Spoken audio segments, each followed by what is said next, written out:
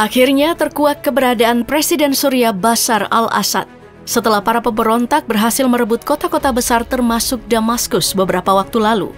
Assad dan keluarga sempat diisukan menunggangi Ilyushin Il-76 dan dikabarkan ditembak jatuh oleh pasukan pemberontak.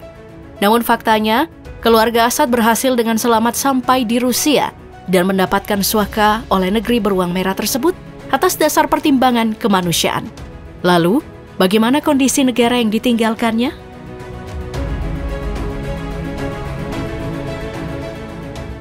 Bisa kalian lihat sendiri bagaimana sosok Bashar al-Assad memimpin selama 24 tahun.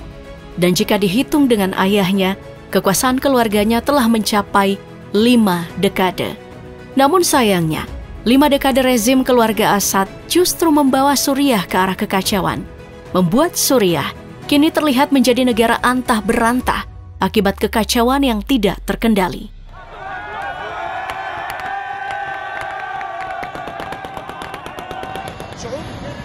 Salah satu kekacauan pun terjadi pada saat para pemberontak menggerebek istana Presiden Assad beberapa waktu lalu. Dalam penggerebekan tersebut, para pemberontak menemukan berjejer kendaraan mewah dan mahal, koleksi keluarga Assad yang telah ditinggalkan. Dan salah satu yang benar-benar sangat menyita atensi publik adalah mobil Ferrari F50 berwarna merah tersebut. Bagaimana tidak, mobil tersebut terbilang cukup langka karena hanya diproduksi sebanyak 349 unit di tahun 1995 dan 1997. Dan tentunya harganya pun sudah jelas fantastis. Karena meskipun harga awalnya hanya berkisar 350.000 euro, namun untuk saat ini, Ferrari F50 tersebut dibanderol dengan harga 4,3 juta euro atau sekitar 5,5 juta dolar.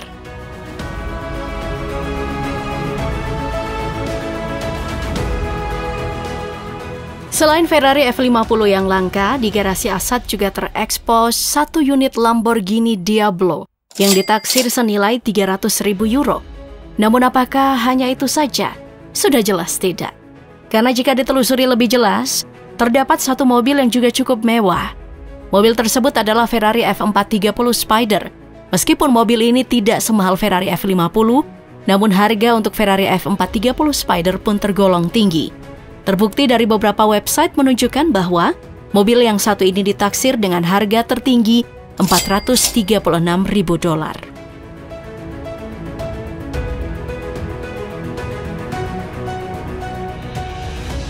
Tidak berhenti sampai di situ, beberapa kendaraan mewah seperti Rolls-Royce Ghost, Bentley Continental GT, Aston Martin Rapid, Audi R8, dan Mercedes-Benz SLS AMG dengan pintu sayap camar pun turut menambah daftar koleksi mobil Assad.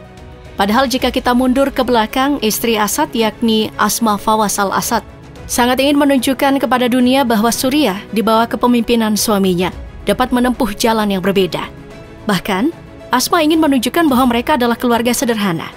Namun faktanya, setelah rezim suaminya dilengsarkan, akhirnya terkuak bagaimana gaya hidup mewah dari seorang mantan presiden Suriah, Bashar al-Assad. Ironically, Western media organizations have chosen to solve. Lucunya, ketika para pemberontak serta warga sipil berhasil menggerebek penyimpanan dari tas-tas mahal mantan ibu negara Suriah tersebut, terlihat salah satu warga sipil mengangkut kotak tas Louis Vuitton milik Asma pada saat terjadi kekacauan. Tidak hanya itu, berbagai pakaian mewah dan tentunya mahal pun turut menjadi sasaran para warga sipil.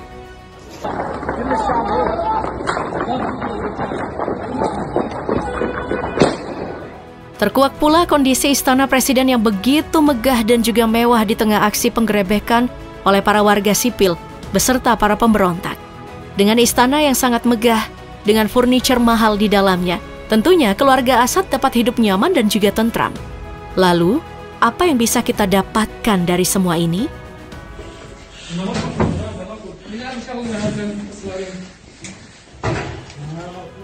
Keluarga Assad dapat hidup tenang dalam istana megah yang ditemani berbagai barang-barang mewah dan juga mahal. Sedangkan warga Suriah menjerit akibat kemiskinan.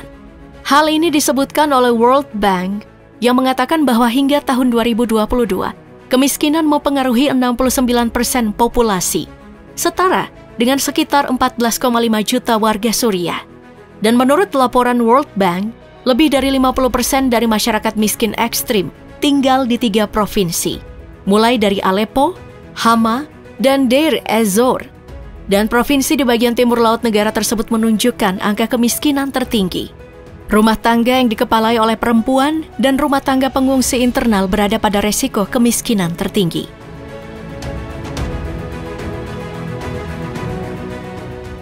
Di tengah masyarakat Suriah menjerit karena tidak bisa makan, keluarga Assad justru dapat hidup tenang dengan tabungan yang dimilikinya. Pasalnya, data dari Dinas Intelijen Inggris MI6 mengatakan bahwa kekayaan keluarga Assad berjumlah 200 ton emas, 16 miliar dolar, dan 5 miliar euro. Jumlah tersebut setara dengan seluruh anggaran Suriah selama 7 tahun. Lalu bagaimana keluarga Assad mendapatkan kekayaan sebesar itu? Dan di mana mereka menyimpannya?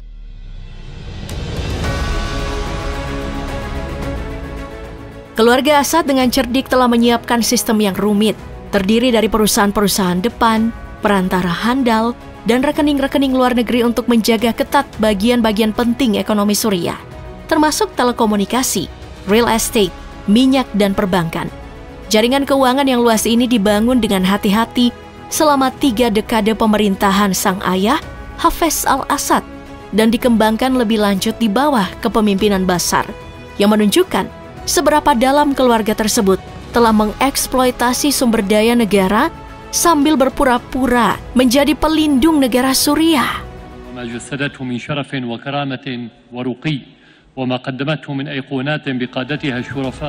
Kekayaan al-Assad disembunyikan secara cerdik di sejumlah perusahaan dan perwalian. Semuanya dirancang untuk mengaburkan besarnya aset dan kekayaan yang terkait dengan rezim Suriah. Salah satu buktinya ketika Inggris telah membekukan jutaan aset Assad. Tetapi hal itu tidak banyak berpengaruh pada kekayaan mantan Presiden Suriah tersebut. Tidak hanya itu, pada bulan April 2017, polisi Spanyol berhasil menyita aset senilai 740 juta dolar dari salah seorang paman Bashar. Selain itu, pada tahun yang sama, pejabat Inggris membekukan lebih dari 124 juta dolar yang terkait dengan rezim Assad. Pihak berwenang Swiss juga dikabarkan telah membekukan 50 juta franc Swiss yang terkait dengannya dan para pejabat tingginya dalam beberapa bulan terakhir.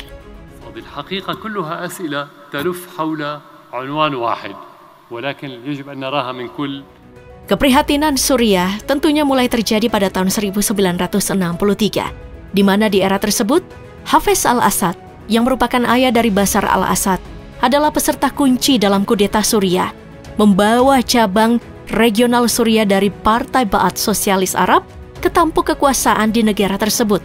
Kediktatorannya pun terus berakar di era pemerintahan Hafez, hingga akhirnya Bashar al-Assad pun diproyeksikan untuk mengambil alih kekuasaan tertinggi di Suriah dan meneruskan warisan sang ayah. التي ما تجددت إلا وجددت في نفوسنا أعمق المشاعر والذكريات. Awalnya Assad adalah seorang mahasiswa pasca sarjana dalam bidang oftalmologi di Rumah Sakit Mata Western. Hingga pada akhirnya ia dipaksa untuk maju menjadi penerus sang ayah.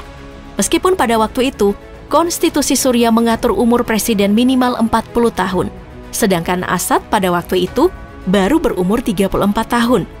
Namun karena kediktatoran sang ayah, parlemen pun menurunkan usia minimum bagi para kandidat untuk menjadi presiden.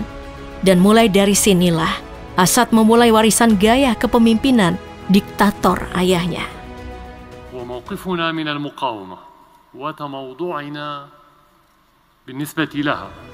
tahun pertama ketika Assad menjabat, kepemimpinannya terlihat cukup berbeda dibandingkan dengan pendahulunya.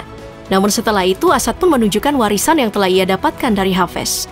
Seperti ayahnya, Assad tidak banyak menoleransi perbedaan pendapat, dan selama perang saudara berlangsung hingga 13 tahun, ia dan pasukannya telah dituduh melakukan pelanggaran hak asasi manusia yang berat dan serangan brutal terhadap warga sipil. Dengan laporan menggunakan kelaparan sebagai senjata perang, penghilangan paksa dan pembunuhan, serta pemboman yang disengaja terhadap bangunan sipil seperti sekolah dan rumah sakit. الانحلال الأخلاقي بشكل كامل وفصل الإنسان عن أي مبادئ. Di antara kekejaman terburuk Assad adalah serangan gas sarin tahun 2013 di kota Ghouta yang menewaskan lebih dari 1.400 orang dan dicap sebagai kejahatan perang oleh Sekretaris Jenderal PBB saat itu. Selain itu, fasilitas penahanan Assad yang terkenal kejam adalah lubang hitam, tempat siapapun dianggap sebagai penentang rezim tersebut menghilang, dengan laporan luas tentang penyiksaan dan kondisi yang tidak manusiawi. Terbukti pada tahun 2017 sebuah laporan Amnesty International mengklaim sebanyak 13.000 orang telah digantung dari tahun 2011 hingga 2015 di penjara Saidnaya.